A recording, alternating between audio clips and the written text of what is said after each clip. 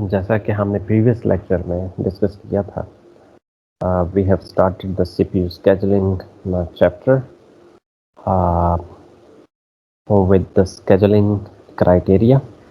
क्या क्या क्राइटेरियाज हो सकते हैं जो कि किसी भी स्केजुलिंग एल्गोरिदम को वैलिडेट करने के लिए रोल प्ले करते हैं। तो उसमें हमने जैसा कि प्रीवियस स्लाइड्स के अंदर हमने देखा कि एक तो सीपीयू यूटिलाइजेशन को हम देखते हैं, सीपीयू की थ्रूपुट को देखते हैं, एवरेज वेटिंग टाइम को देखते हैं, फिर उसके बाद हमने टर्न अराउंड टाइम और उसके बाद रिस्पांस टाइम। ये जैसा कि आप देख सकते हैं आपकी स्क्रीन के सामने, ये स्केजुलिंग एल्गोरिदम ऑप्टिमाइजेशन क्राइटेरियाज हैं। ये वो क्राइटेरिया है जिसकी बिना पे किसी भी एल्गोरिदम की, स्केजुलिंग एल्गोरिदम की हम परफॉर्मेंस को मेजर करते हैं।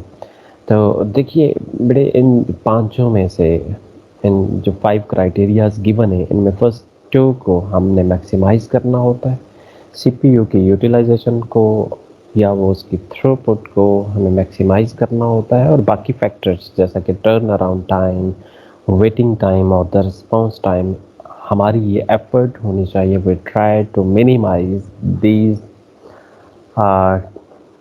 these concepts, the turnaround time or the waiting time or the response time.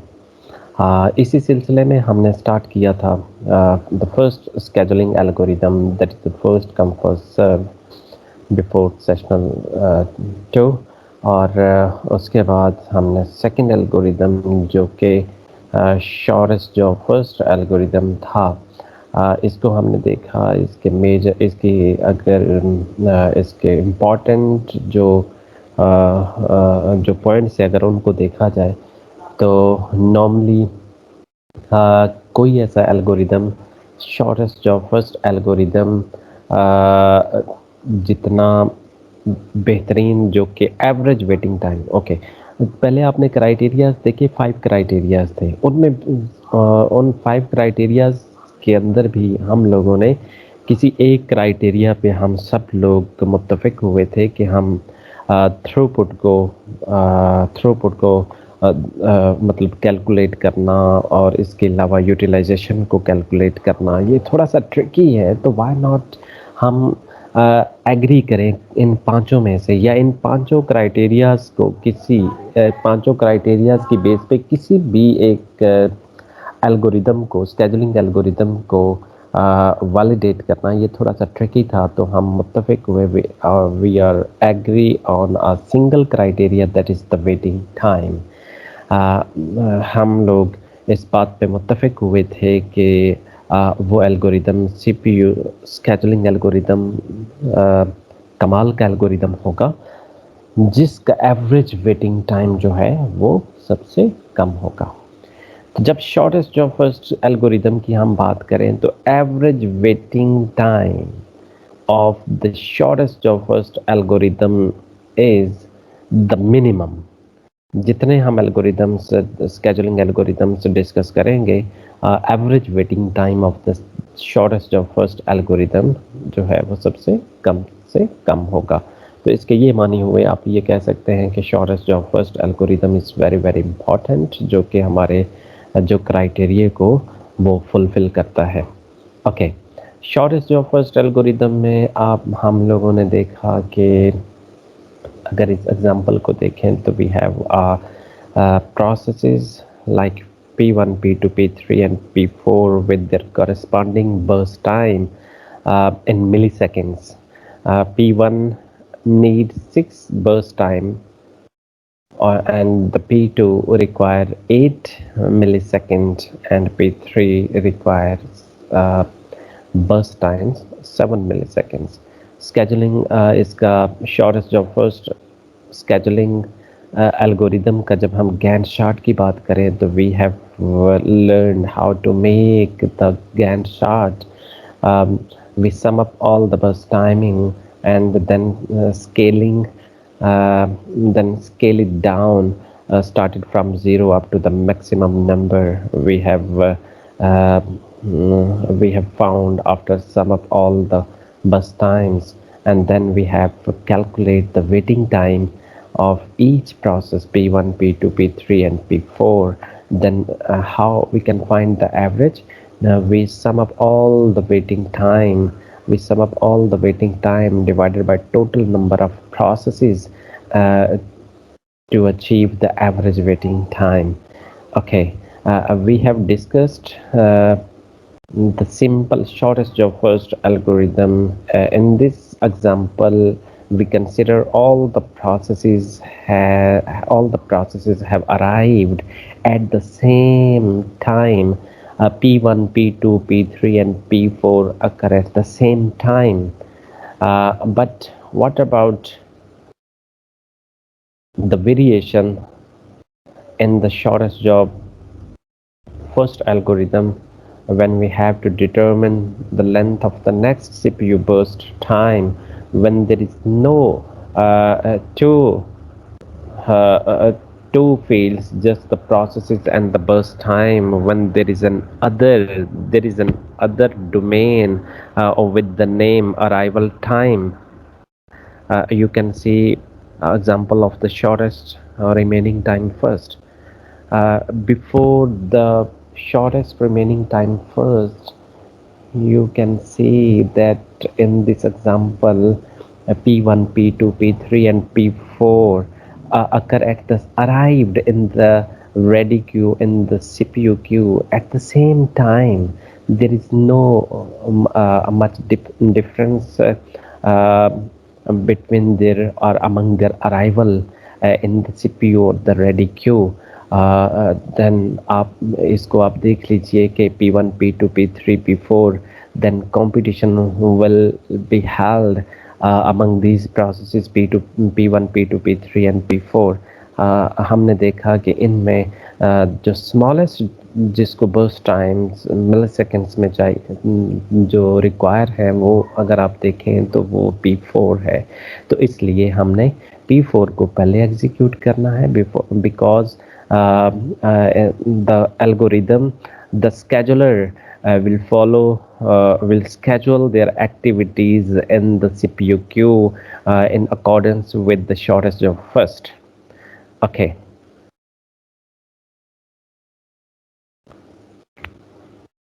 तो when we talk about the shortest remaining time first, तो बेटा इसके अंदर आपने ये देखना है कि इसके अंदर बिल्कुल प्रोसेसेस तो उतने P1, P2, P3 and P4 are the processes with their burst time, with their required burst time, 8 millisecond, 4 millisecond, 9 millisecond and 5 millisecond respectively.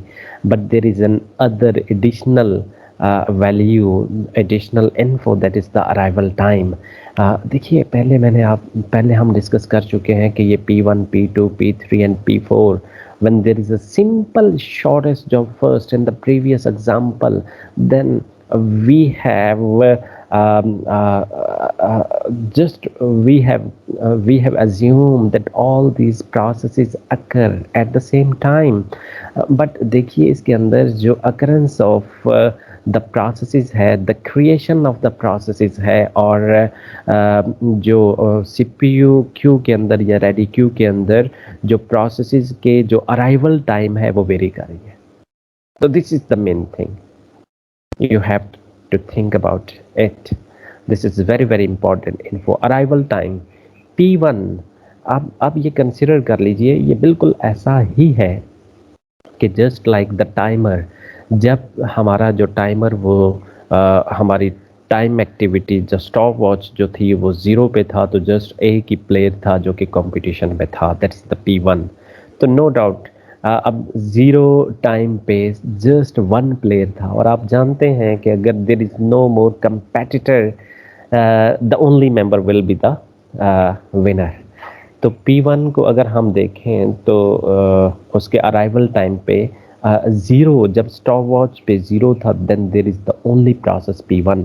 तो ये P1 रेडी क्यू में या CPU क्यू में 0 टाइम पे सिर्फ P1 ही मौजूद था, तो इसलिए P1 को हम CPU की तरफ हमने भेज दिया एग्जीक्यूशन के लिए. ओके, तो देखिए जब स्टॉप वॉच जो थी का टाइम 0 से 1 हुआ, तो वो वाला यूनिट अब 0 से लेके 1 तक जो वो टाइम स्पैन था, जो 1 यूनिट था, 1 बर्स्ट टाइम थी, वो P1 एग्जीक्यूट हुआ।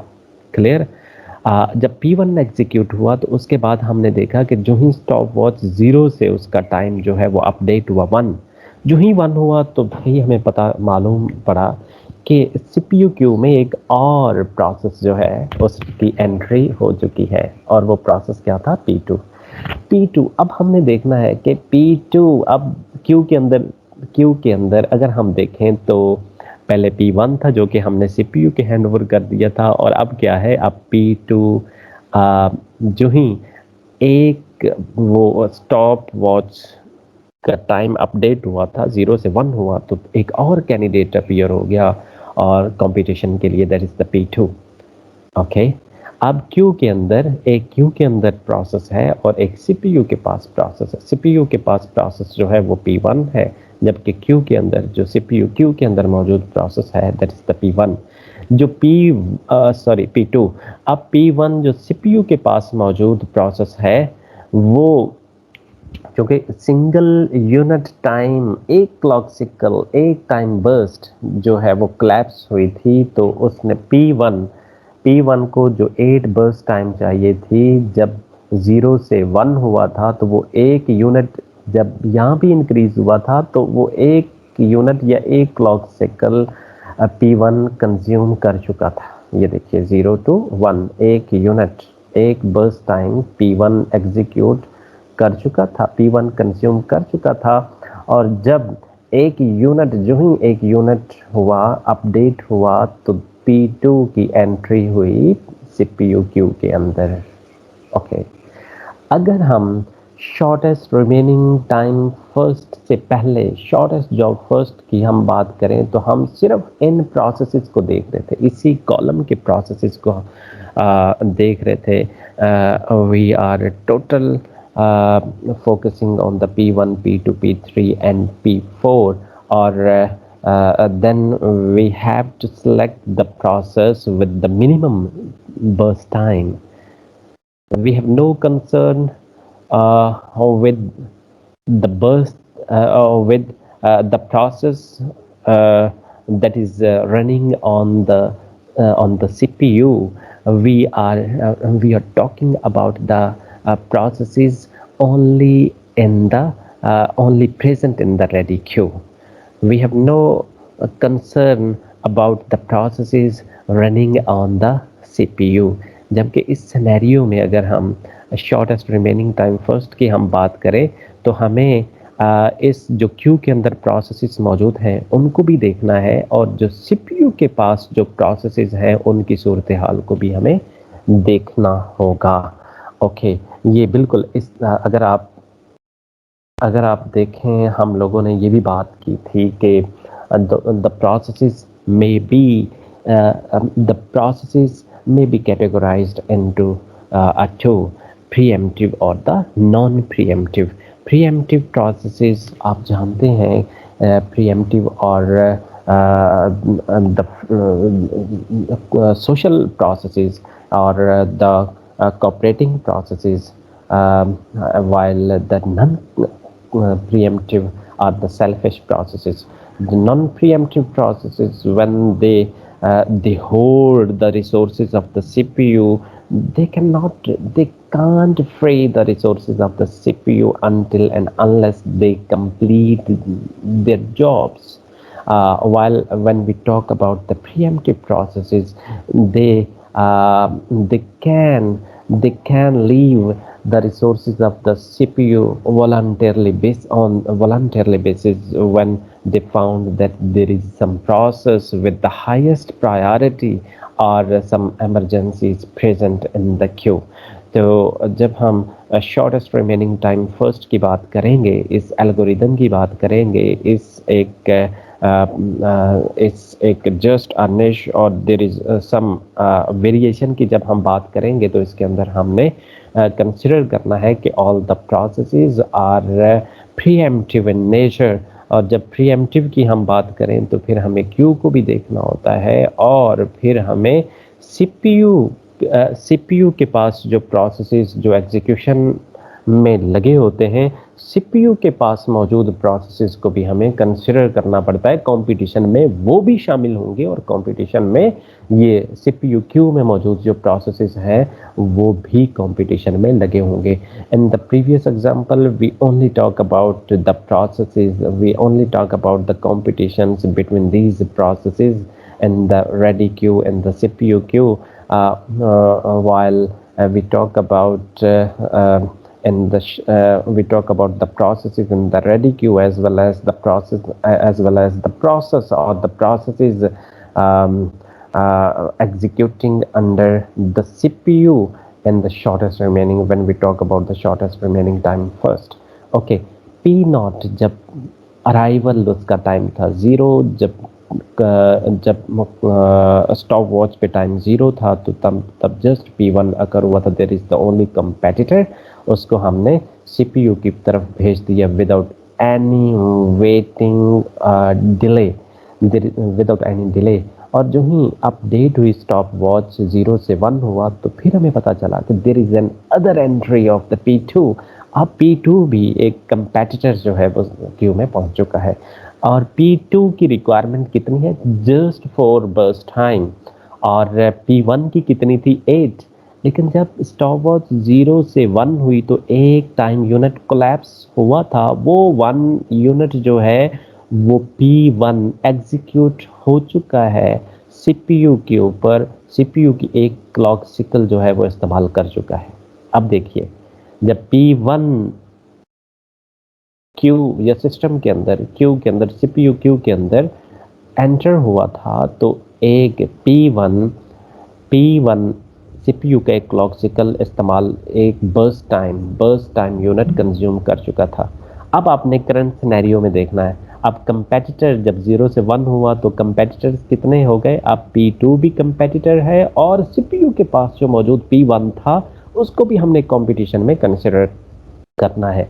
Now there are 2 competitors. जब स्टॉप वॉच पे 0 से 1 की तरफ जो ही टाइम अपडेट हुआ था तो हमें मालूम पड़ा कि अब 2 कंपेटिटर्स जो है वो मैदान में है, एक क्यू के अंदर मौजूद है और एक CPU के पास मौजूद है। अब हमें दोनों को देखना है, दोनों कंपेटिटर्स को देखना है, which one with the lowest burst time, with the lowest burst time, shortest job, with the shortest job। तो आप देखें P2 की रिक्वायरमेंट कितनी है, ओनली 4, जबकि P1 की रिक्वायरमेंट कितनी थी, 8 में से एक उसने कंज्यूम कर लिया था और अब उसकी रिमेनिंग, अब उसको कितनी मजीद बर्स्ट टाइम्स चाहिए, 7। और जो P2 जो दूसरा कंपेटिटर जो CPU क्यू में पहुंचा उसकी कितनी है, 4।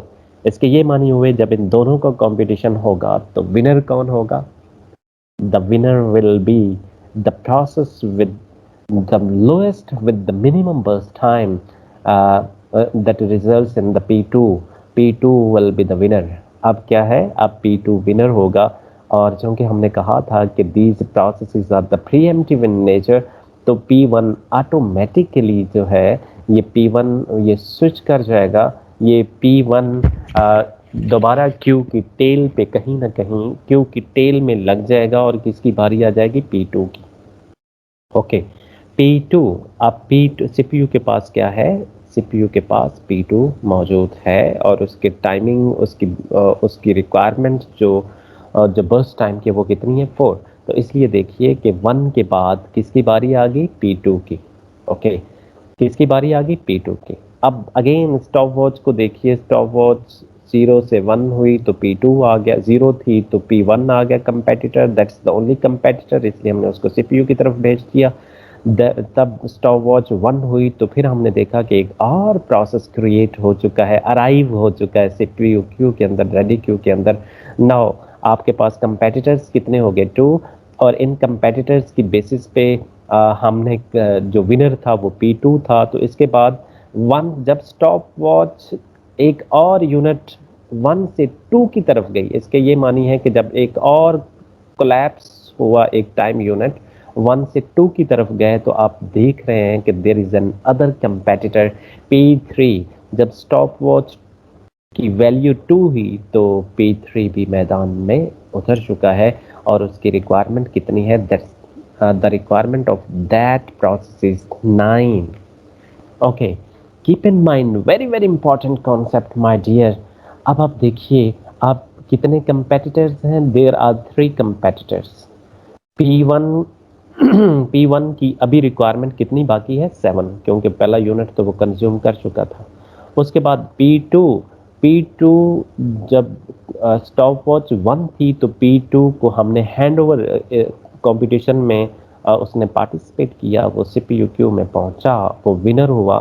तो विनर के बाद 1 से 2 जो अगला जो नेक्स्ट जो यूनिट है वो कौन कंज्यूम किसने किया था, P2 ने कंज्यूम किया था। जो ही उसने ये कंज्यूम कर लिया तो स्टॉप वॉच 1 से वैल्यू उसकी अपडेट होगी 2 में। स्टॉप वॉच की जब वैल्यू 2 हुई तो फिर ये कंपटीशन में P3 भी क्रिएट जो है वो मैदान में आया। और अब देखिए हमारे पास कंपटीशन में कितने हैं, P1 P2 एंड P3 हैं। इनकी रिक्वायरमेंट कितनी है, इसकी 7 है, क्योंकि एक यूनिट ये शुरू में कंज्यूम कर चुका था। उसके बाद 1 से 2 ये P2 कंज्यूम कर चुका है। रिमेनिंग इसकी बर्स्ट टाइम कितनी होगी, एक इसने भी कंज्यूम कर दिया था, एक ये भी कंज्यूम कर चुका है। इसकी रिक्वायरमेंट 7 है, इसकी रिक्वायरमेंट 3 है। और P3 जब पहुंचा था तो इसकी रिक्वायरमेंट कितनी है, 9। कंपटीशन कीजिए, 7 3 9, विनर कौन होगा, 3 वाला P2। तो इसके ये मानी है कि अगला जो यूनिट है, अगला ये देखिए 1 से 2 भी P2 ने कंज्यूम किया था। अब 2 से 3 भी विनर कौन है, वो P2 ही विनर है। तो इसके मानी ये हुए कि 2 to 3 जो तीसरा सीपीयू का यूनिट है वो भी P3 ही कंज्यूम करेगा। इसी तरह तीसरा भी जब जो ही स्टॉप वॉच हमारी 3 हुई, उसकी वैल्यू 3 अपडेट हुई, तो हमने देखा एक और मेंबर, एक और कंपेटिटर जो है वो एक और मेंबर मैदान में सीपीयू क्यू के अंदर वो क्रिएट हो चुका है, दैट इज द P4। और उसकी रिक्वायरमेंट कितनी है, उसकी रिक्वायरमेंट है 5।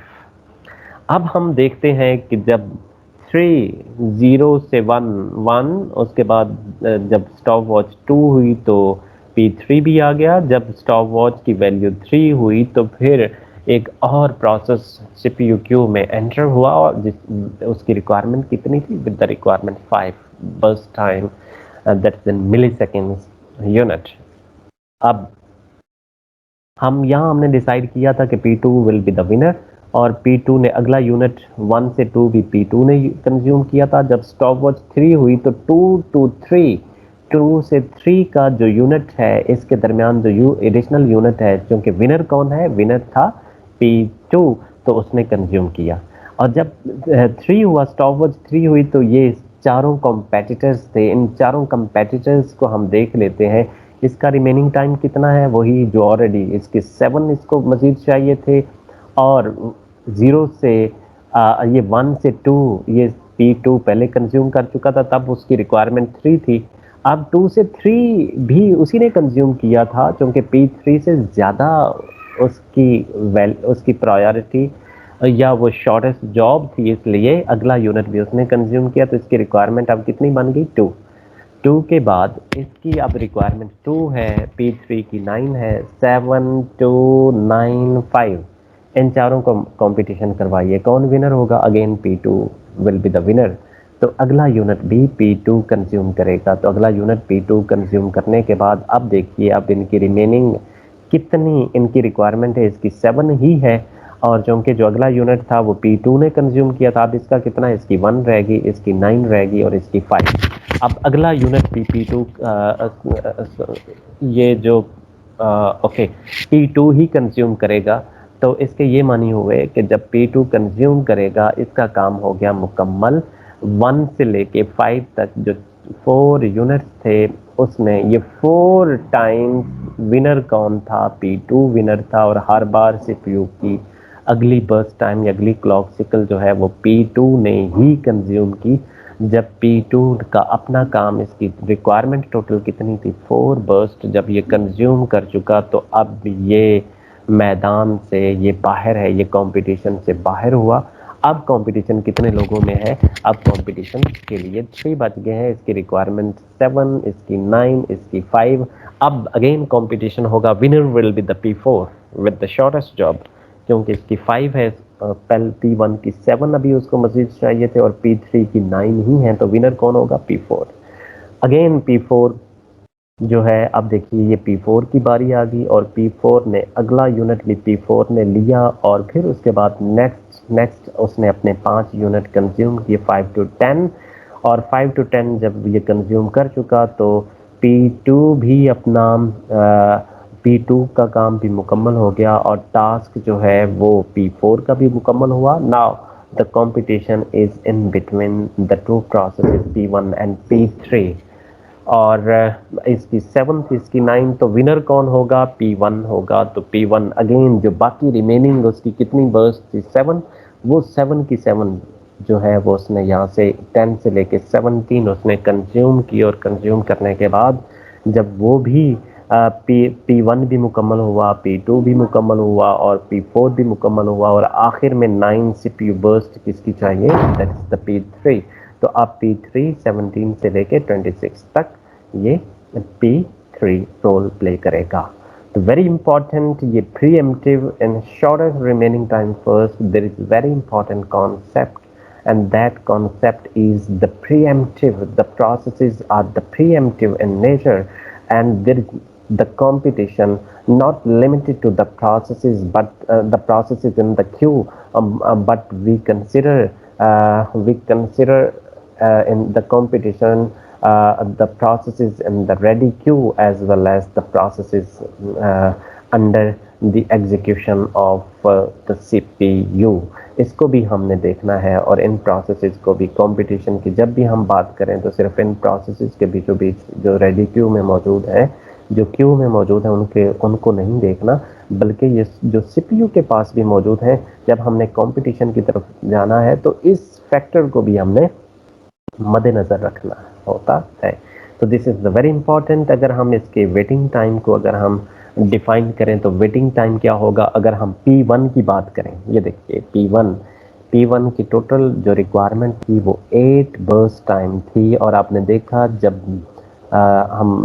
स्टॉप वॉच 0 पे थी, जब टाइमर 0 था, तो there is the only process present in the queue. तो विदाउट एनी कंपटीशन ये विनर था और इसने पहला यूनिट कंज्यूम कर लिया था। और उसके बाद अब देखिए कि P1 की बारी, अगर हम यहाँ देखें तो P1 की बारी कब आई थी? 10 पे बारी आई थी। और 10 पे जब उसकी बारी आई थी तो पहली बारी जब उसको फर्स्ट टाइम उसको CPU अलॉट हुआ था तो विदाउट एनी कंपेटिटर, तो एक यूनिट वो पहले कंज्यूम कर चुका था, तो इसलिए उसको कितना वेट करना पड़ा? क्योंकि P1 पहला यूनिट P1 ने कंज्यूम किया था, सो उसका वेट कितना है? इसके बाद उसका वेट शुरू होता है। पहले तो CPU के पास P1 था पहला यूनिट, तो उसको ये पहला यूनिट वेट नहीं करना पड़ा, बल्कि उसके बाद देखिए जब P2 आ गया और फिर P4 एग्जीक्यूट हुआ, P2 के 4 थे, P4 के 5 थे, तो ये जब एग्जीक्यूट हो रहे थे तो उसको वेट करना पड़ा। तो आप खुद देखिए कि P2 के 4 और P4 के कितने? 5, 4 + 5 कितना है? 9 यूनिट तक P1 को वेट करना पड़ा। या दूसरे अल्फाज में आप ये देख लीजिए, जब उसकी सेकंड बारी आई थी तो सेकंड, इसको आप ये लिख लें इस वैल्यू को, और फर्स्ट यूनिट वो कंज्यूम उसने खुद किया था तो वो 1 माइनस कर दीजिए, तो वेटिंग टाइम किसका आ गया? P1 का। अब P2 की हम बात करें, अब ये बात ज़हन में रखिएगा, very very important concept. Normal Gantt chart के अंदर हम ये देखते थे कि P2 का जब भी हमने वेटिंग टाइम देखना होता था तो हम ये देखते थे कि कब उसकी बारी, एक के बाद तो हम ये कह देते थे कि इसका वेटिंग टाइम कितना है? 1। लेकिन अब देखिए इत्तेफाक ये है कि P2 जब 0 टाइमर था तो P2 तो क्रिएट ही नहीं हुआ था। जब वो क्रिएट ही नहीं हुआ तो वेट कैसा? देखिए बेटे, आप लोग अपनी अपनी क्लासेस लेते हैं और आप लोगों ने कोई असाइनमेंट के हवाले से या किसी भी चीज़ के हवाले से आपने क्या करना है, मेरे से कोई इंक्वायरी, मेरे से किसी भी तरह की कोई आपकी क्वेरी है जो आप ऑफिस में, मेरे ऑफिस में आके पूछना चाहते हैं, पहले आप इधर उधर जितना मर्जी घूमते रहें। जब आप लॉग करके या कहीं भी आप ऑफिस में एंटर होंगे, मेरी सीट पे आएंगे तो आपका वेट, इट माइट भी पहले 2-3 लोग बैठे होंगे, तो तब आपका वेट शुरू होगा। जब आप इंटेंसली मेरे पास पहुंचेंगे तो तब आपका वेट शुरू होगा। पहले 2 लोगों को जितना मैं टाइम दूंगा, जो ही आप एंटर हो, फॉर एग्जांपल आप 10 बजे एंटर हुए, 2 लोग पहले मौजूद थे, 10 से पहले आप इधर उधर घूमते रहे, लेकिन वो वेट आपने नहीं किया। जो ही आप मेरे पास पहुंचे 10 बजे एग्जैक्ट 10 ओ क्लॉक आप पहुंचे, और उससे पहले आपसे पहले 2 लोग मौजूद थे, दोनों लोगों को मैंने टाइम दिया, फॉर एग्जांपल उनको मैंने 10 मिनट दिया, तो इसके ये मानिए 10 मिनट तक आपने मेरा वेट किया और उसके बाद आपका नंबर आ गया। क्लियर? तो इसी तरह P2 क्रिएट कब हुआ था? P2 क्रिएट हुआ था 1 पे।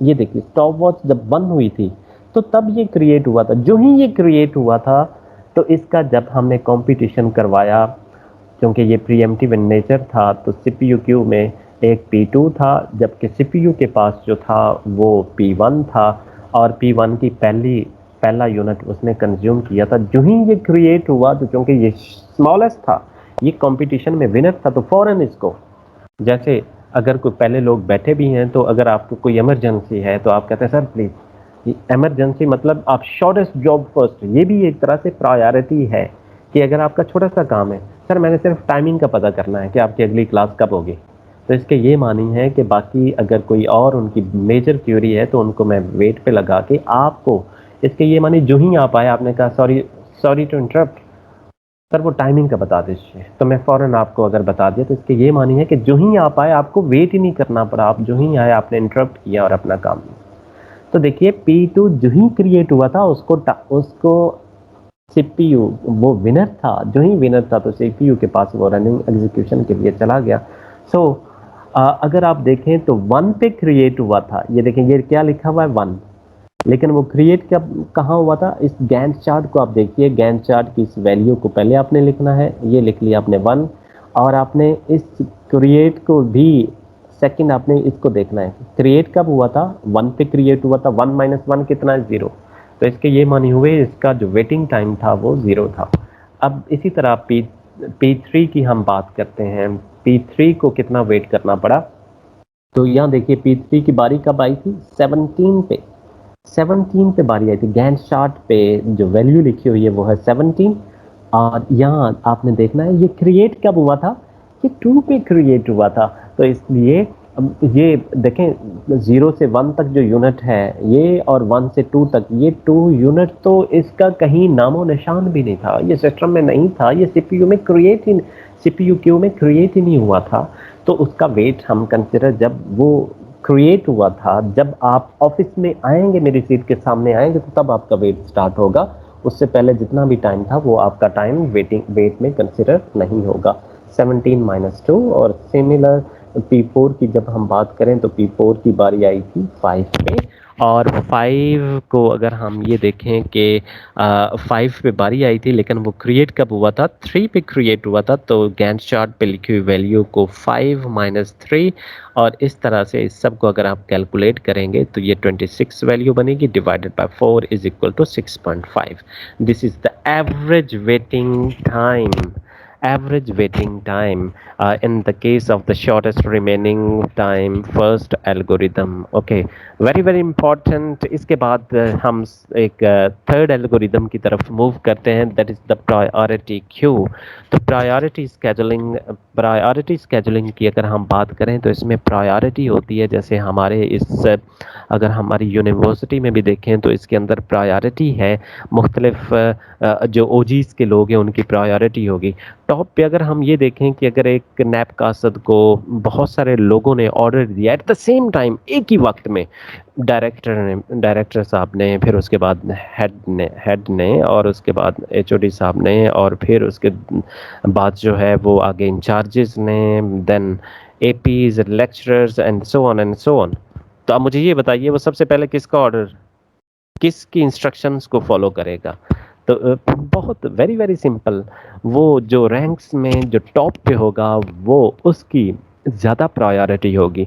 तो बिल्कुल इसी तरह बेटे हम कभी ये भी देखते हैं कि हमारे पास हमारे सिस्टम के अंदर जितने भी मौजूद प्रोसेसेस होते हैं, हर एक प्रोसेस की प्रायोरिटी जो है वो डिफ़ाइन हम कर देते हैं, और प्रायोरिटी को डिफ़ाइन करने के बेसिकली हम ये समझते हैं कि प्रायोरिटी को शो करने के लिए उसको रिप्रेजेंट करने के लिए हम नंबर से सहारा लेते हैं।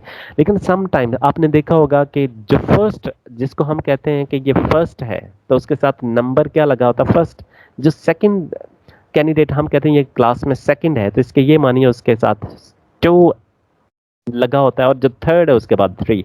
तो नंबर को अगर हम देखें तो नंबर क्या है, स्मॉलेस्ट नंबर वन। वन के ये मानी है कि इसकी प्रायोरिटी ज़्यादा है। और टू को हम देखते हैं कि इसकी जैसे जैसे नंबर बढ़ता जाता है तो प्रायोरिटी कम होती जाती है। लेकिन ये सब केसेस में नहीं होता। जब इलेक्शन होता है और आपको मालूम हो डेमोक्रेसी के अंदर जिसके ज़्यादा वोट होते हैं, जिसके पास ज़्यादा नंबर होता है वो विनर होता है। तो इसके ये मानी हुए कि उस सिनेरियो में जो जितना बड़ा नंबर होता है उसकी प्रायोरिटी उतनी ज़्यादा होती है। जबकि पहले सिनेरियो में हमने देखा कि नंबर जितना कम होगा उतनी उसकी प्रायोरिटी ज़्यादा होगी। तो बुक्स के अंदर ये दोनों स्कूल ऑफ थॉट्स, ये दोनों स्ट्रेटजीज को जो है वो कंसिडर किया गया है। समटाइम्स छोटे नंबर को जो है उसकी प्रायोरिटी ज़्यादा कंसिडर की जाती है, और समटाइम्स जो हाईएस्ट नंबर है, जो लार्जर नंबर है, उसको हम कहते हैं कि उसकी प्रायोरिटी जो है वो ज़्यादा है। ये दोनों को ही वैसे जो है वो कंसिडर किया जाता है, लेकिन इस बुक के अंदर हम ये समझेंगे कि जितना छोटा नंबर होगा, जितना बर्स्ट टाइम उसका छोटा होगा, उसकी बर्स्ट टाइम रिक्वायरमेंट्स जितनी कम होगी, जितना नंबर किसी भी प्रोसेस के साथ जो नंबर अटैच्ड है वो जितना छोटा होगा, हम इस बुक के अंदर ये कंसिडर करेंगे उसकी प्रायोरिटी उतनी ही ज़्यादा है। जैसा कि आपने देखा कि प्रायोरिटी स्केजुलिंग में प्रायोरिटी के अंदर शॉर्टेस्ट जॉब फर्स्ट की भी अगर हम बात करें तो वो भी एक तरह से प्रायोरिटी है। और प्रायोरिटी किस प्रोसेस की ज़्यादा है, जो सबसे छोटा है उसको हमने पहले सीपीयू के पास लेके गए थे, आपको मालूम हो। तो इसके ये मानी है कि उसके अंदर भी प्रायोरिटी इम्प्लीमेंटेड है इम्प्लिसिटली। हमने किसको प्रायोरिटी दी है, छोटी वैल्यू को, जिसकी बर्स्ट टाइम जो है वो कम से कम हो, उसकी प्रायोरिटी ज़्यादा थी। तो इसके अंदर भी हम प्रायोरिटी स्केजुलिंग के अंदर भी हम ये देखेंगे कि इसके अंदर भी ये प्रीएम्प्टिव इन नेचर भी हो सकता है, और ये प्रोसेसेस जो हैं ये प्रीएम्प्टिव इन नेचर भी हो सकते हैं, नॉन प्रीएम्प्टिव इन नेचर भी हो सकते हैं। और इनके बारे में आप जानते हैं कि what's the difference between the preemptive and the non preemptive processes. Okay, first जब हम डिस्कस कर रहे थे about the first come first serve, तो उस स्केजुलिंग एल्गोरिदम के साथ एक ट्रेजेडी, एक लिमिटेशंस जो थी वो लिमिटेशन मुंसलिक थी।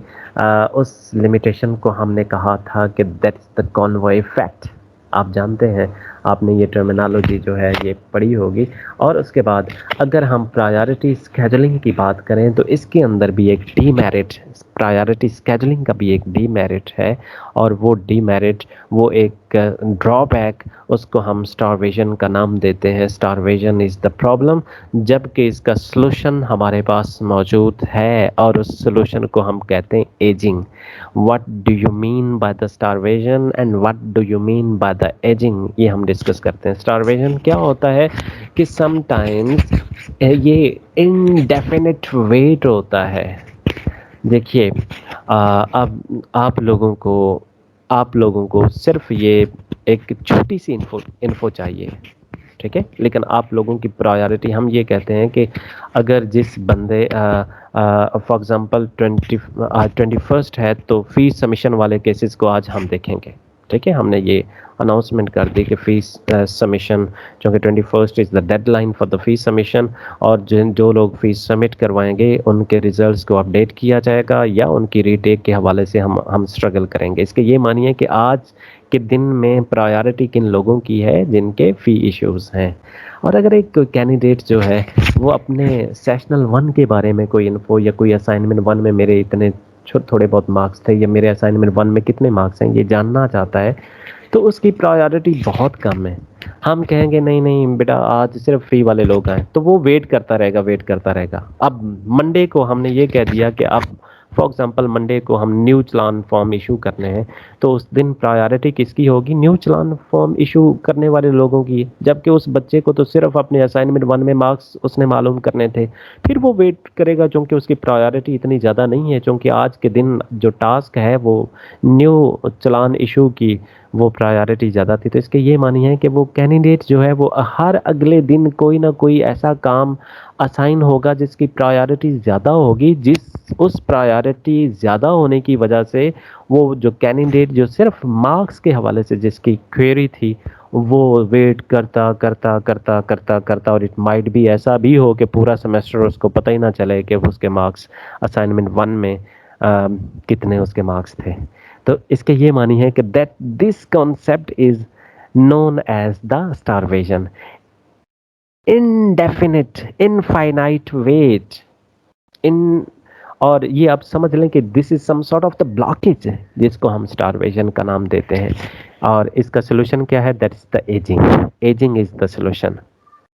एजिंग क्या है कि अगर हम ये समझते हैं कि अगर एक बच्चा जो है उस वो कैंडिडेट एक कैंडिडेट जिसने सिर्फ असाइनमेंट 1 के ही, अब वो पहली बार भी आया है, अब मुझे मालूम है कि वो ये चौथी पांचवी बार वो बच्चा आया है, तो एक वक्त आएगा मैं उसके नंबर ऑफ उसके फ्रीक्वेंट विजिट्स को मद्देनजर रखते हुए कि यार ये बच्चा जो है ये 8-10 बार पहले भी आ चुका है, अब जितना भी इम्पोर्टेंट टास्क होगा मैं क्या करूँगा, बेटे आप आ जाइए पहले। इसके ये मानी हुए कि उसके फ्रीक्वेंट विजिट्स की बेस पे कितनी देर से वो वेट कर रहा है।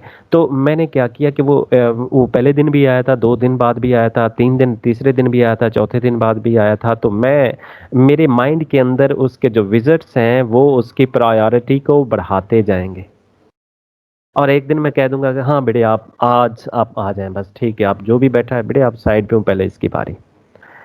इसके ये मानी हुए कि ageing with the passage of time, जैसे मेरे माइंड के अंदर आपके नंबर ऑफ विजिट्स इंक्रीज करने से आपकी प्रायोरिटी जो है वो इंक्रीज करती गई। हालांकि आपका काम आपके टास्क की जो जो नेचर थी वो बहुत आपका लो प्रायोरिटी टास्क था, लेकिन आप with the passage of time, जैसे मेरे माइंड में आपकी प्रायोरिटी इंक्रीज होती गई, बिल्कुल इसी तरह सिस्टम के अंदर भी जैसे जैसे वो प्रोसेस पुराना होता जाए, हालांकि उसकी प्रायोरिटी बहुत कम थी, पुराना होता जाए तो ऑटोमेटिकली हर गुजरे दिन के साथ, हर आने वाले दिन के साथ, फॉर एग्जांपल हम ये कह सकते हैं हर 15 मिनट्स के बाद उसकी प्रायोरिटी में एक का इंक्रीमेंट हो, फिर उसके बाद मतलब एक डिक्रीमेंट हो। पहले उसकी आप ये समझ लें कि उसकी प्रायोरिटी 100 थी, अगले दिन उसकी 99 पे आ गई, मतलब उसकी बढ़ गई। कम होने का कम नंबर शो करता है कि उसकी प्रायोरिटी बढ़ती जा रही है 1।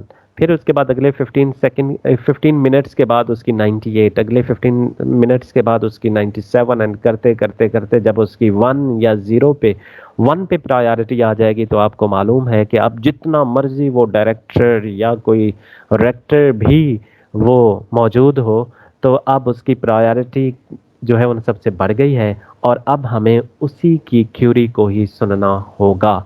This concept is known as the ageing.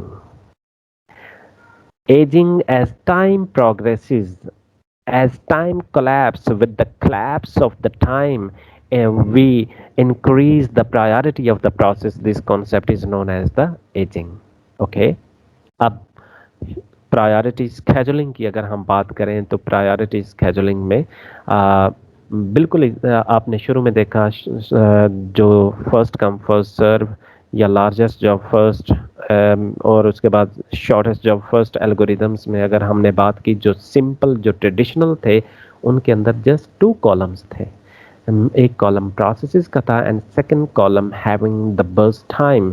लेकिन आपने देखा कि शॉर्टेस्ट रिमेनिंग टाइम फर्स्ट और प्रायोरिटी स्केजुलिंग के अंदर देयर आर 3 कॉलम, उसके अंदर अराइवल टाइम था, जबकि इसके अंदर the first column show the list of processes, second and their corresponding burst time is presented in the second column, and the priority associated with these processes is highlighted in the third column. Okay, आपने देखा कि P1 की burst time कितनी, इसकी requirement कितनी है, 10 burst times, इसकी priority 3 है। P2 इसकी रिक्वायरमेंट 1 है, प्रायोरिटी कितनी है, जस्ट 1। P3 इसकी बर्स्ट टाइम इसको 2 चाहिए और इसकी प्रायोरिटी कितनी है, 4। ओके, ये आप ये समझ लीजिए, ये एक ही वक्त में क्यू के अंदर, ये क्यू के अंदर ये 5 प्रोसेसेस एक ही बार क्रिएट हो गए थे with their with the required burst times as well as with their associated priority। अब देखिए बेटा, इसमें विनर कौन है, आपको बताया है कि smallest number show the highest priority. P2 is the winner, क्योंकि इसकी प्रायोरिटी कितनी है, 1। तो हम किसको हम देंगे, और इसकी रिक्वायरमेंट भी कितनी, बर्स्ट टाइम जस्ट 1। तो पहला यूनिट सीपीयू के पास पहले हमने भेजना है P1 को, और वो अपना 1 बर्स्ट टाइम कंज्यूम करेगा, और उसके बाद ये कंपटीशन से out. Now the competition is among the remaining 4 processes P1, P3, P4, P5। The winner will be the P5 with the lowest priority, that's the 2। तो इसके ये मानी है कि अब हम P5 को आगे भेज देंगे towards the CPU for execution, और वो अपने 5 यूनिट कंज्यूम करेगा, और उसके बाद 1 से स्टार्ट हुआ, 6 तक पहुंचा, और तो उसने अपना काम मुकम्मल किया, और उसके बाद ये भी कंपटीशन से that's out. Now the competition is in between the P1, P3 and P4 and the winner is the P1। तो नेक्स्ट जो बर्स्ट टाइम है, हमने सिर्फ जस्ट इसमें देखें प्रायोरिटी स्केजुलिंग के अंदर, we have to focus on the third column with name priority. हमने जस्ट प्रायोरिटी को देखना है, जो जितना बड़ा जितना छोटा नंबर होगा उसकी प्रायोरिटी उतनी ज़्यादा होगी, और हमने ये बर्स्ट टाइम को बिल्कुल इग्नोर करना है, ये हमारे लिए इम्पॉर्टेंट नहीं है when we talk about the priority scheduling algorithm. खा वो छोटी उसकी बर्स्ट टाइम छोटा नंबर है या बड़ा नंबर है, हमने इसको बिल्कुल इसको हमने कंसिडर नहीं करना। We have to focused only the first column and the third column with the processes and priority names respectively। और उसके बाद P3 and P4, अब इसका आप वेटिंग टाइम निकाल लीजिए। बिल्कुल इसी तरह P1 का 0 होगा, P2 का अगर हम देखें तो वो 1 होगा, P1 का ओके ये P1 नहीं है, ये इसको आप करेक्ट कर लीजिएगा इस गैंट चार्ट के अंदर। इसके बाद बारी किसकी थी, P5 की, यहाँ P5 होना चाहिए, ये P5 है, और ये 6 से 16 तक इसका वेटिंग टाइम कितना है, 6। उसके बाद P3 उसका वेटिंग टाइम कितना है, 16, और उसके बाद P4 उसका वेटिंग टाइम कितना होगा, 18। अब आपने इस वेटिंग टाइम को divided by total number of processes करना है, तो you will see that 8.3 millisecond is the average waiting time for the priority scheduling algorithm। Okay, very important and very simple concept। Now we have discussed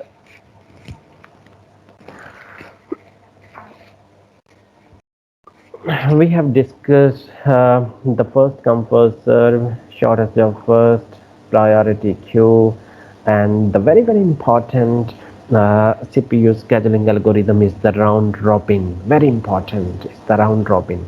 round robin को before discussing the round robin आप ये समझ लीजिए कि जो हमारी जो Q है, जिसकी हम CPU क्यू या रेडी क्यू की बात करें, उसको आप पहले वो लिनियर थी। जैसे आप लोगों ने डेटा स्ट्रक्चर के अंदर आपने पढ़ा कि 2 तरह की क्यू होती है, एक लीनियर क्यू होती है, एक स्ट्रेट क्यू होती है, और एक सर्कुलर क्यू होती है। तो राउंड रॉबिन के अंदर आपने ये समझना है that the circular queue. Circular queue की मुख्तलिफ लोकेशन के अंदर, फॉर एग्जाम्पल पहले P1 पढ़ा है, उसके बाद P2, P3, P4, P5 and so on. ये एक राउंडेड टेबल की तरह, round robin is just like, ये राउंडेड है, ये सर्कुलर क्यू। तो आप ये समझ लीजिए कि round robin is just like the circular queue, जिसके अंदर प्रोसेसेस जो पड़े हुए हैं। ओके, दूसरे नंबर पे आप ये देखिए, इसमें आपने अजम्पशन जो अज्यूम करना है वो ये है, the first assumption is the ready queue is no more the linear queue, that's the circular queue। Okay, number 2, Assumption number 2 is all the processes are preemptive in nature. Assumption number 3 इसमें हम किसी भी time को, ना छोटे time को देखेंगे ना बड़े टाइम को देखेंगे, हम बर्स्ट टाइम्स को भी नहीं कंसिडर करेंगे, हम रिमेनिंग टाइम को भी कंसिडर नहीं करेंगे, हम प्रायोरिटी को भी कंसिडर नहीं करेंगे, बल्कि क्या करेंगे, एक टाइम हम फिक्स कर लेंगे, टाइम स्लॉट। जैसा आपको एग्जांपल दी थी कि एक लार्ज पिज़्ज़ा है तो उसको भी, उसका तरीका ये है कि मैं कहता हूँ कि हर स्टूडेंट के पास rounded, we have get together around a table, और फिर ये है कि वो पिज़्ज़ा एक दे दिया जाता है और कहा जाता है कि आपके पास 5-10 सेकंड है। हर कैंडिडेट के बाद 10-10 सेकंड है, 10 सेकंड के बाद उसको स्विच करे, सेकंड के बाद सेकंड, 10 सेकंड के बाद उसको स्विच करे, 3 के पास, अगर 5 लोग हैं तो 5 के बाद वो स्विच कर देगा फर्स्ट के पास, तो पहला साइकिल कंप्लीट हुआ। अब सेकंड साइकिल जो है, तो जैसे जैसे लोगों का पेट भरता जाएगा, उनकी भूख मिटती जाएगी, वैसे वैसे वो कंपटीशन से आउट होते जाएंगे और बाकी जो है वो कंपटीशन होता रहेगा। ओके, बिल्कुल सेम इसके अंदर हम फर्स्ट अजम्पशन ये थी कि Q is the circular, number 2 all the process is the pre-emptive in nature, और एक टाइम स्लॉट फिक्स होती है, हम टाइम स्लॉट फिक्स करते हैं वो 10 मिली सेकेंड से लेके, और वो कोई भी टाइम स्लॉट हो सकती है, वो मिली सेकेंड्स में होती है कि इट डिपेंड्स, उसको टाइम स्लॉट को हम क्वांटम टाइम भी कहते हैं, और वो जो क्वांटम टाइम है, उसको आगे चल के उसको डिफाइन करना, this is very very important and very very complex issue to define, to limitize, to limit the quantum, to fix the quantum time, to define the quantum, to describe the quantum time। आपको पहले भी हम लोग ये discuss कर चुके हैं कि ये भी एक तरह से ये एक रिसर्च एक्टिविटी है, how to define, how to fix, how to specify the quantum time for the processes। But again इसके अंदर भी हमने कहा था कि again the rule of thumb is that जितने भी प्रोसेसेस आपके पास मौजूद होते हैं, अगर 100, let's suppose there are 100 processes in the system, तो आपका क्वांटम टाइम जो है that must be greater than the 50% of the processes. 50% processes से वो बड़ा होना चाहिए और 50% प्रोसेसेस से वो 50 to 60% प्रोसेसेस से वो मतलब कि, बल्कि आप ये समझ लें 50% प्रोसेसेस, मोर देन 50% प्रोसेसेस से वो बड़ा होना चाहिए। This is the rule of thumb. Okay, इसके अंदर देखें वेरी इंपॉर्टेंट ये है कि अगर हम उस टाइम क्वांटम को, उस टाइम स्लॉट को अगर हम मैक्सिमाइज करते हैं, मैक्सिमाइज का ये मानी हुए कि अगर हम टाइम क्वांटम को डिफाइन करें, जैसे प्रीवियस केसेस में आपने देखा कि मैक्सिमम जो बर्स्ट टाइम थी वो 19 तक थी या 15 तक थी, जितने भी प्रोसेसेस अभी तक हमने 3 एल्गोरिथम्स के अंदर हमने डिस्कस किए हैं, उन्हीं को अगर आप माइंड में रखें कि सारे प्रोसेसेस इसी तरह के, और मैं टाइम क्वांटम को डिफाइन करूं 50, तो मुझे ये बताइए 50 मैंने time burst time quantum time को फिक्स कर दिया 50 पे, अब मुझे ये बताइए कि जितने भी प्रोसेसेस होंगे वो मेरे डिफाइंड क्वांटम से पहले ही खत्म हो जाएंगे। तो इसके ये मानी हुए कि मेरे डिफाइंड क्वांटम ने, जैसे मैंने पहले कहा था कि 5 सेकंड अगर मैं आपको देता हूँ एक कैंडिडेट को, तो फिर तो डेफिनेटली 5 सेकंड के बाद वो पिज़्ज़ा आगे मूव करेगा। अगर मैं एक बच्चे को कहता हूँ कि 5 घंटे मिले आपके पास, तब मुझे ये बताइए वो तो 5 घंटे नहीं, वो तो 1 घंटे में अपना काम करके, आधे घंटे में, 15 मिनट में, 10 मिनट में वो उसकी भूख खत्म हो जाएगी, और वो बाकी वो होल्ड करेगा, या अपना काम खत्म करके वो चला जाएगा, पिज़्ज़ा रख देगा, अगला बंदा जो है वो वेट करेगा 5 घंटे। इसके ये मानी हुए कि जब टाइम क्वांटम बड़ा, बहुत बड़ा होता है, तो वो जब वो फुल होके अपनी डिज़ायर पूरी जब उसकी हो जाएगी, तो उसके बाद वो पिज़्ज़ा आगे मूव करके उस कंपटीशन से निकल जाएगा। तो अब क्या बात हुई कि फर्स्ट कम, जो फर्स्ट इन फर्स्ट आउट, जिसको पहले दिया था, अब देखें इसमें कोई स्विचिंग नहीं हो रही। अब वो पहला अपना जी भर के अपना काम मुकम्मल करेगा, जैसे कोई भी प्रोसेस जितनी उसकी रिक्वायरमेंट होती है, सीपीयू जब उसकी रिक्वायरमेंट पूरी कर देता है, तो वो वहाँ से टर्मिनेट हो जाता है, तो वो टर्मिनेट हो जाएगा, अगले बंदे की बारी आएगी, वो भी स्विच नहीं करेगा क्योंकि क्वांटम टाइम बहुत बड़ा है, वो भी अपनी जब उसका काम मुकम्मल होगा तो वो टर्मिनेट होगा, फिर उसके बाद तीसरे की बारी आएगी। तो आप मुझे ये बताइए कि राउंड रॉबिन की नेचर, जब क्वांटम को मैं अगर बहुत बड़ा डिफाइन कर देता हूँ, क्वांटम टाइम को मैक्सिमम मैं जब स्पेसिफाई कर देता हूँ, तो round robin is no more round robin, round robin first come first serve बन जाता है। ऐसे ही होता है ना, जो पहले जिसको पहले पिज्जा मिला था, उसके बाद जो दूसरे नंबर पे है वो खाएगा, उसके बाद तीसरे नंबर की बारी होगी, चौथे नंबर की बारी होगी, स्विचिंग नहीं होगी, उसमें प्रीएम्पशन नहीं होगी। तो वो फर्स्ट कम फर्स्ट सर्व, या सिंपल आप ये कह लें कि जब क्यू लार्ज होगा तो इसकी नेचर, राउंड रॉबिन की nature first in first out हो जाएगी।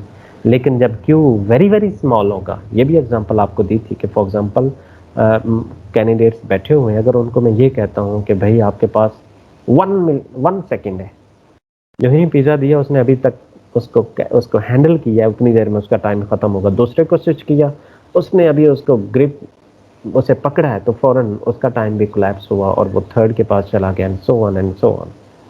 तो मुझे ये बताइए, कोई पॉजिटिव एक्टिविटी हुई जब हम क्वांटम को बहुत मिनिमम डिफाइन कर लें?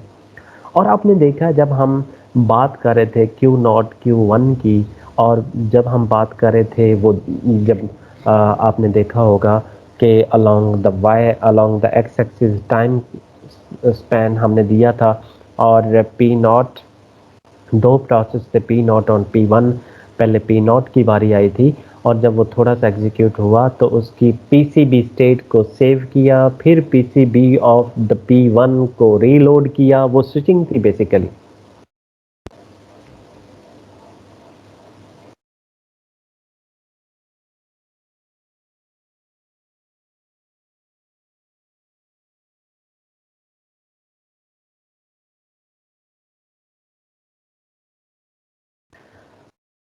ओके बेटा, आपका टाइम थोड़ा सा ज़्यादा ले रहा हूँ।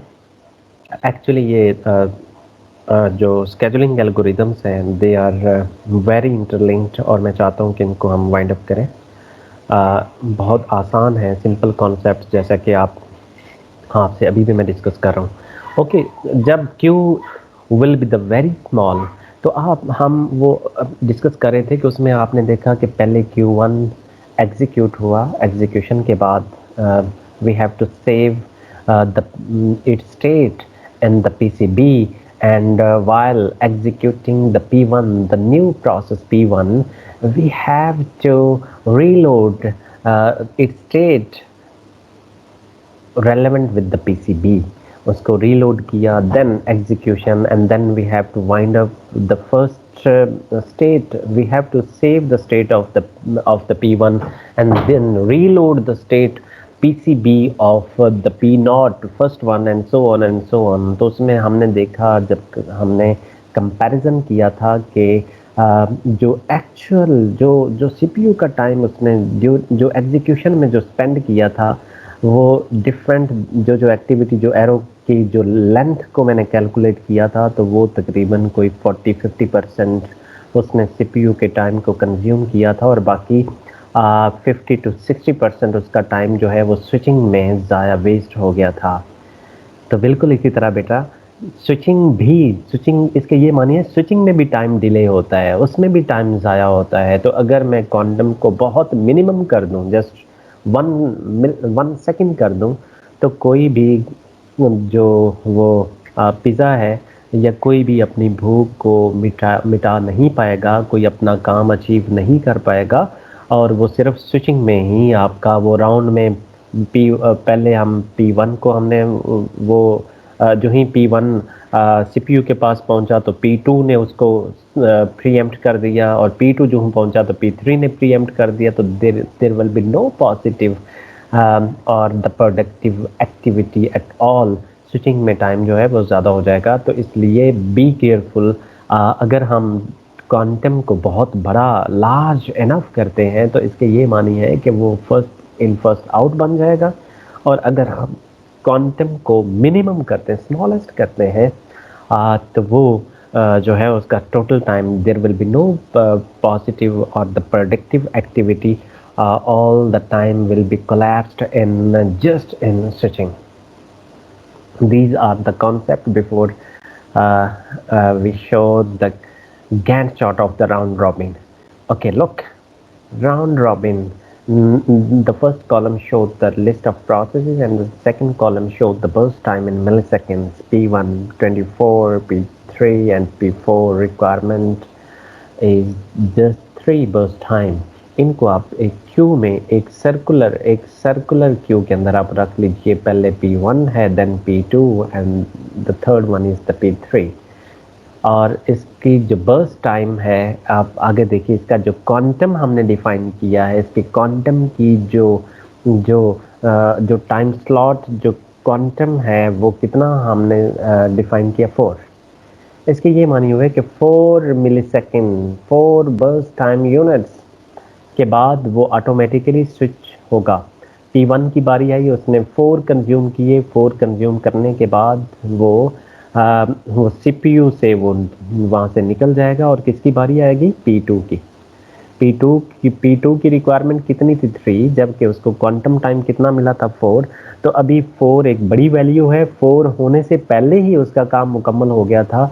तो 4 से लेके अब ये देखिए कि पहले 4 एक सर्कुलर क्यू थी जिसके अंदर first member first process was P1, then second P2 and P3. Okay, in first round, first of all, the token will be the token okay, in the first pass we hand over the token to the P1, we hand over the process P1 to the CPU के पास पहुंचा, CPU ने उसको 4 burst time उसकी execute करने के बाद उसने automatically, चूँकि प्रीएम्प्टिव इन नेचर है और जो ही क्वांटम एक्सपायर होगा तो अगले की बारी होगी, अब उसने P1 को हटा दिया और P2 की बारी आई। P2 की रिक्वायरमेंट कितनी थी, 3। अभी क्वांटम एक्सपायर नहीं हुआ था, उसने 3 यूनिट कंज्यूम किए और उसके बाद उसका काम मुकम्मल हो गया, तो P2 टर्मिनेट हो गया। जब P2 टर्मिनेट हो गया तो अब सर्कुलर क्यू में सिर्फ 2 कैंडिडेट्स मौजूद हैं, P1 एंड P3।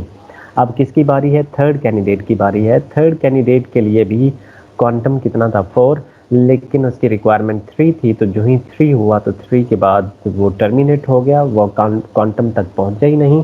जो क्वांटम से पहले टर्मिनेट हो जाएगा तो ऑटोमेटिकली क्वांटम उधर ही एक्सपायर हो जाएगा और अगले की बारी आ जाया करेगी। Very important concept. ओके, एक और बात आपसे मैं शेयर करता चलूँ।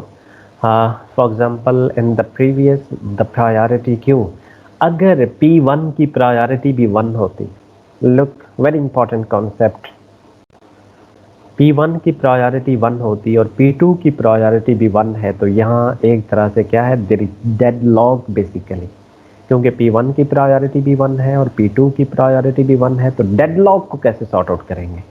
तो जब कभी इस तरह का सिनेरियो अकर होगा तो बेटा ये ज़हन में रखिएगा, फर्स्ट कम फर्स्ट सर्व आप किस डेडलॉक को सॉर्ट आउट करेगा, फर्स्ट कम फर्स्ट सर्व। तो पहले कौन आया था, अब P1 पहले था, P2 बाद में था, P1 की प्रायोरिटी भी 1 थी और P2 की प्रायोरिटी भी 1 थी। डेडलॉक अकर हुआ, इस डेडलॉक को ख़त्म करने के लिए फर्स्ट कम फर्स्ट सर्व, पहले कौन है, P1 पहले है, तो इसलिए पहला यूनिट प्रायोरिटी किसकी ज़्यादा होगी, P1 की। तो P1 को फर्स्ट ऑफ ऑल हम एग्जीक्यूट करेंगे। ये बात ध्यान में रखिएगा कि जब कभी प्रायोरिटी जो है उसका लेवल सेम हो जाए तो जो पहले होगा, जो पहले प्रोसेस होगा वो ऑटोमेटिकली वो विनर होगा।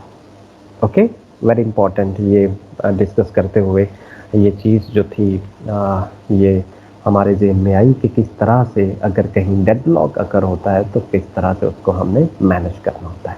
ओके, तो देखिए उस क्यू के अंदर फर्स्ट राउंड में, पहले राउंड में 4 इसने कंज्यूम किए, रिमेनिंग इसके 20 थे। उसके बाद P2 की बारी आई, इसने 4 इसके डेडिकेटेड थे, लेकिन ये 3 पे इसका काम मुकम्मल हो गया। तो इसके बाद फ़ौरन ही, या दो तरीके हैं एक प्रोसेस को सीपीयू से बाहर निकालने के। एक तरीका ये है कि जब क्वांटम एक्सपायर हो जाए और एक तरीका ये है कि जब उस P2 की रिक्वायरमेंट जो थी वो पूरी हो जाए। इस केस में उसकी रिक्वायरमेंट पूरी हो रही है तो वो बाहर निकल रहा है। ओके, ये समझिए।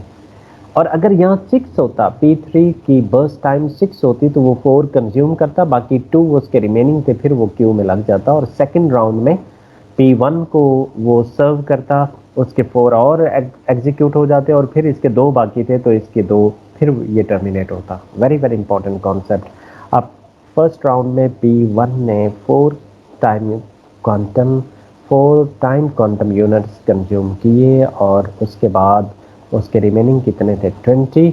और वो जो ही उसका टाइम क्वांटम एक्सपायर हुआ तो उसको प्रीएम्प्ट कर दिया गया, उसको क्यू सर्कुलर क्यू में रख दिया गया।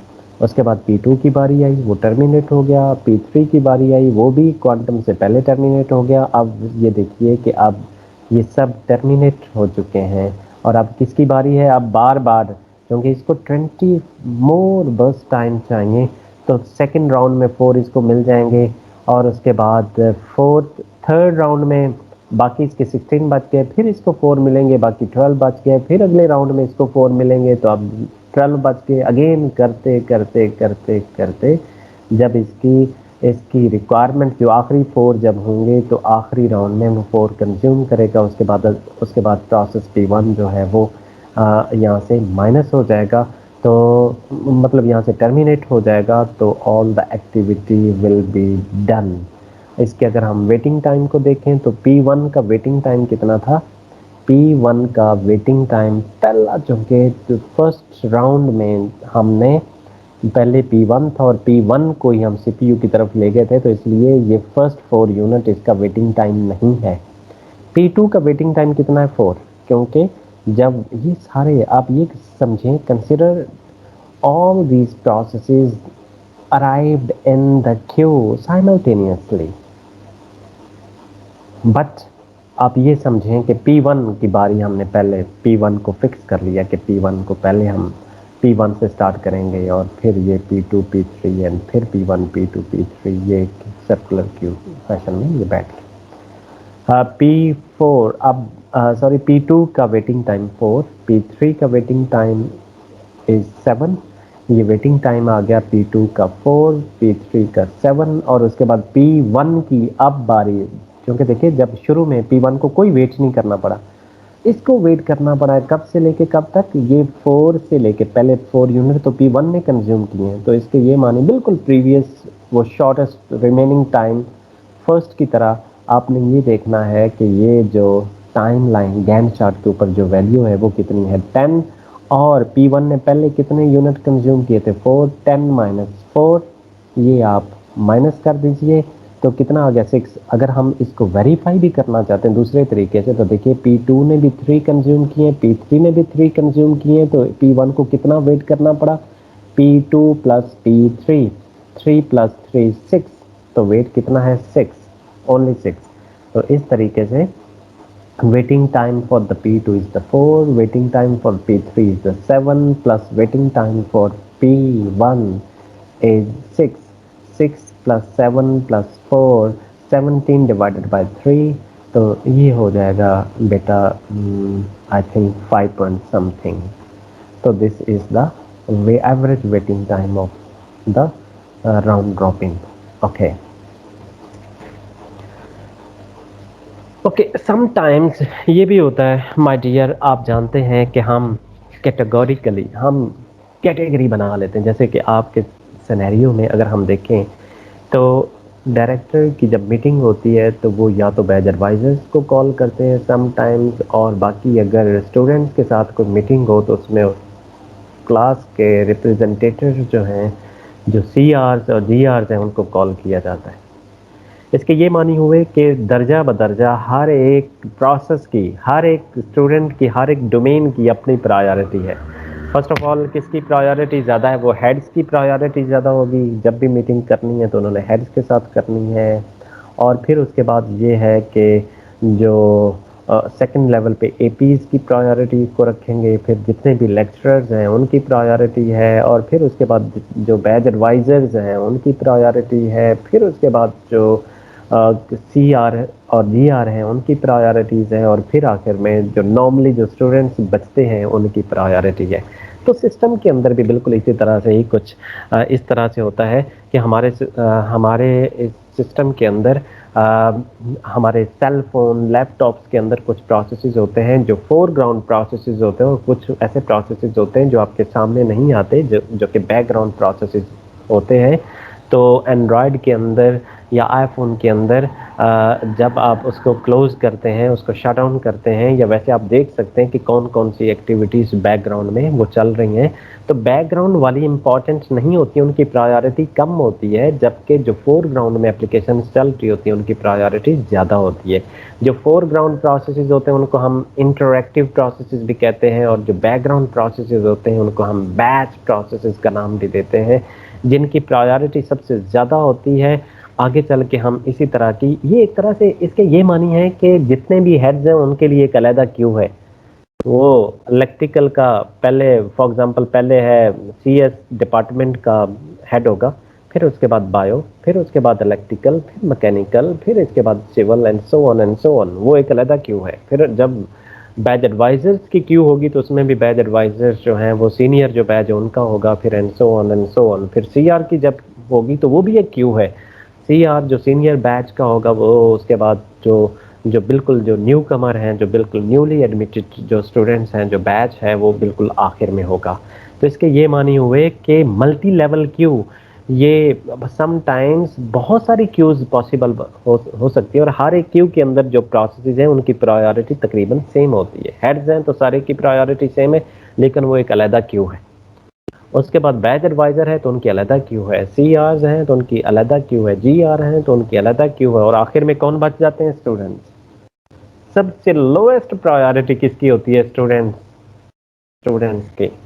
और ये the process is having the lowest priority, ये कंप्यूटर में भी एक्सप्लिसिटली उनका नेम जो है, this is again the tragic, उसका नेम भी स्टूडेंट प्रोसेसेस ही रखा गया है। ये आप देखते हैं कि वो स्टूडेंट प्रोसेसेस। ओके, ये देखिए टॉप पे जो जितने भी जो सिस्टम प्रोसेसेस होते हैं उनको एक क्यू में रखा जाता है, जितने इंटरैक्टिव प्रोसेसेस होते हैं उनको दूसरी क्यू में रखा जाता है। Just the real life analogy I have discussed, I have shared among you, I have shared with you कि किस तरह से जो क्यूज पॉसिबल हैं, और उन क्यू में फिर किस तरीके से वन बाय वन जो है उन कैंडिडेट्स को, उन मेंबर्स को, उन प्रोसेसेस को एग्जीक्यूट किया जाता है। और आखिर में देखें, आप ये देख लें कि ये मल्टीपल क्यूज़ हैं, जिन सिस्टम प्रोसेसेस सारे के सारे इस टॉप लेवल क्यू में रखे जाते हैं। इंटरैक्टिव प्रोसेसेस जितने भी हैं वो इसके अंदर रखे जाएंगे इसी तरह। और आखिर में जो बिल्कुल बॉटम पे देखें कि वो स्टूडेंट प्रोसेसेस हैं, जितने भी स्टूडेंट प्रोसेसेस हैं विद द लोएस्ट प्रायोरिटी, उनको स्टूडेंट प्रोसेसेस इस क्यू के अंदर रखा जाएगा। ओके, इस कॉन्सेप्ट को हम कहते हैं, क्योंकि ये क्यू क्यू कितनी है, ये मल्टी क्यू है, इसको हम मल्टी लेवल क्यू का नाम देते हैं। ये मल्टीपल क्यूज है, 1 2 3 4 5 6। और इनका एक तो ये कि ये मल्टीपल क्यू है, दूसरे नंबर पे इनकी प्रायोरिटी जो है ये नीचे से ऊपर की तरफ जो है ये इंक्रीज करते, priority increase from bottom to top. तो इसलिए हम इसको मल्टी लेवल क्यू स्केजुलिंग का नाम भी देते हैं। तो इसमें सबसे पहले सीपीयू किस क्यू के साथ लिंक होगा? System processes. और इनमें वन बाय वन हर एक प्रोसेस को एग्जीक्यूट करेगा। जब सारे प्रोसेसेस एग्जीक्यूट हो जाएंगे, when there is no more process in the system processes queue, when the queue is empty, then the next turn will be the interactive processes. और फिर जब ये एम्प्टी हो जाएगी तो फिर उसके बाद ये, फिर जब ये एम्प्टी हो जाएगी और आखिर में स्टूडेंट प्रोसेसेस की बारी आएगी। तो मुझे ये बताइए कि अगेन वही जो जो प्रायोरिटी का जिक्र है कि अगर इनडेफिनिट वेट या जो वहाँ ब्लॉकिंग आ जाती है, सिस्टम प्रोसेसेस के अंदर ब्लॉकिंग आ जाती है, मैक्सिमम टाइम सिस्टम प्रोसेसेस के अंदर ही स्पेंड हो जाता है, तो बाकी ये स्टूडेंट प्रोसेसेस कहाँ जाएंगे? ये स्टारवेशन है कॉन्सेप्ट। और स्टारवेशन क्या होती है कि इनडेफिनेट वेट। आपकी इंफॉर्मेशन के लिए 1973 में, फॉर योर काइंड इन्फो, ये कहा जाता है कि आईबीएम की जब मशीन को 1973 में वो 7092 या 94 उस मशीन को जब शट डाउन करने की बारी आई तो उन्होंने उन पे ये बात आया हुई, ये डिस्क्लोज हुई कि एक ऐसा प्रोसेस जिसकी प्रायोरिटी बहुत कम थी, जो कि 1968 में क्यू में लगा था और 1973 में उसको शट डाउन, उस सिस्टम, उस मशीन को शट डाउन किया जा रहा है। तो कितना टाइम हुआ? 5 इयर्स, 5 साल तक उस बेचारे उस प्रोसेस की, the process with the lowest priority, उसकी बारी वो एग्जीक्यूट नहीं हो पाया, वो उसकी बारी नहीं आई थी। जब ये सूरत हाल देखी गई तो फिर उसका कॉन्सेप्ट उसके लिए अप्लाई किया गया था एजिंग का, कि with the passage of time after every 15 minutes उसकी जो lowest priority, the process with the lowest priority, उनकी प्रायोरिटी को 1 यूनिट जो है वो इंक्रीज किया जाता है। तो इसी तरह अब मुझे ये बताइए कि बिल्कुल उसी तरह अगर इनडेफिनिट जो इनडेफिनिट वेट और स्टारवेशन इसमें अकर हो तो ये अगेन ये student processes will be blocked. तो इसलिए there must be some sort of amendment, एक छोटी सी अमेंडमेंट होनी चाहिए और वो अमेंडमेंट जो है उनको फील हुआ, हम उस माइनर मॉडिफिकेशन को हम कहते हैं मल्टी लेवल क्यू। तो थी लेकिन उसको हम एक न्यू नेम दिया, multi level feedback Q. Multi level feedback Q वो किस तरह से होती है वो आप देखिए, ये प्रीवियस सेम है। अगर हम सिस्टम प्रोसेस से बहुत ज़्यादा, एक ऐसा प्रोसेस है बहुत ज़्यादा वेट जो टाइम टेकन एक्टिविटी है, तो उसको हम क्या करते हैं, उसको हम नीचे इसकी टेल पे हम लेके चले जाते हैं। फॉर एग्जाम्पल यहाँ से शुरू होना था, this is the head, 1 2 3 4 5 6 7 8 9 10, total 10 processes थे और एक प्रोसेस था जो बहुत ज़्यादा टाइम ले रहा था सिस्टम प्रोसेसेस के अंदर। तो देखें पहले तो यहाँ पाथ नहीं है, लेकिन अगर यहाँ हम एक चैनल बना देते हैं जिसको हम फीडबैक चैनल का नाम भी देते हैं, अगर यहाँ चैनल बन जाता है तो वो टाइम टेकन जो प्रोसेस है उसको हम इस क्यू की टेल पे ले जाते हैं और फिर ये है कि इंटरैक्टिव प्रोसेसेस को हम एग्जीक्यूट करना शुरू कर देते हैं 1 2 3 4 5 6 7 8 और आखिर में वो जो नीचे हम जिसको हम माइग्रेट करके वो नीचे लेके आए थे उस प्रोसेस की बारी आती है। अगर फिर भी टाइम टेकन एक्टिविटी होती है, इंटरैक्टिव प्रोसेसेस में भी कुछ ज़्यादा टाइम ले रहे होते हैं, तो इनको हम नीचे माइग्रेट करवा लेते हैं, नीचे हम ले आते हैं नीचे वाली क्यू के अंदर। बिकॉज यहाँ फीडबैक के क्या मानी है, यहाँ चैनल होगा या एक रास्ता हम दे देंगे और फिर ये है कि इसी तरीके से किसी हद तक हमने नीचे वाली queue, if there is indefinite wait or starvation, probability of the starvation, तो तब उनको हम नीचे की तरफ माइग्रेट करवा लेते हैं और ये जो रेस्पॉन्सिव इन बाकी क्यूज को भी हम किसी न किसी हद तक रेस्पॉन्सिव बना लेते हैं। This concept is known as the multilevel feedback queue. आप ये देखिए कि ये Q1 है, ये क्यू है टॉप पे। अब इस पे अगर कोई टाइम टेकन एक्टिविटी है तो उसको हम ये देखिए ये नीचे इसकी टेल पे लगा दिया और इस क्यू को हम एग्जीक्यूशन इसकी शुरू कर दी और इसमें भी अगर कोई टाइम टेकन एक्टिविटी है तो उसको हम वो बिल्कुल नीचे वाली क्यू में ले आए और यहाँ से हमने इसकी एग्जीक्यूशन स्टार्ट कर ली।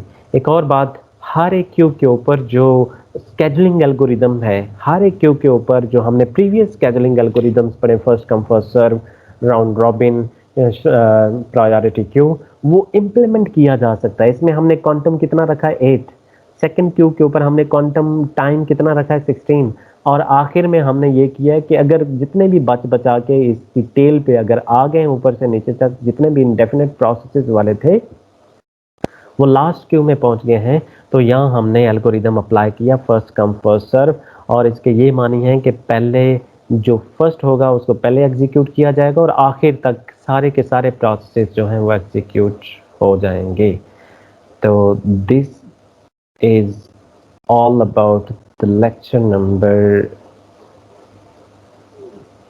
2nd of this week. Thank you so much and I'm sorry for the long wait and for the long class. Thank you so much.